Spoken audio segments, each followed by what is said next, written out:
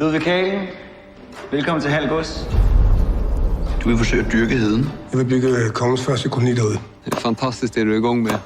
Jag får redan en känsla av liv här ute. Heden er Guds natur i al sin pragt. Hvorfor kastrere et vildt væsen, der bare gerne vil være frit? Men har Gud netop ikke sat mennesket på jorden for at skabe civilisation? Gud er kaos. Livet er kaos. Nej, krig er kaos. Men vinderen er den, som kan finde ud af at kontrollere kaos. Det er min jord. Det er kongens jord. Jeg arbejder for kongen. Hold op med at tale om kongen, som om du kender ham. Han ved ikke engang, du findes. Og du kommer til at lykkes med at bygge din koloni derude? Ja. Hvis du bekriger ham, så risikerer du alt. Schenkel stopper ikke, før han er vundet. Jeg har brug for dig.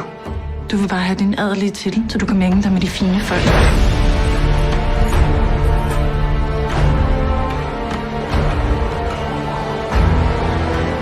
Jeg må væk herfra.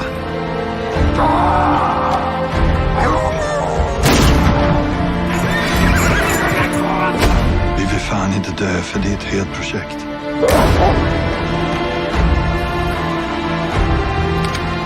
Hold dig væk fra heden. Er det forstået? Kaos, Ludvig. Livet er kaos.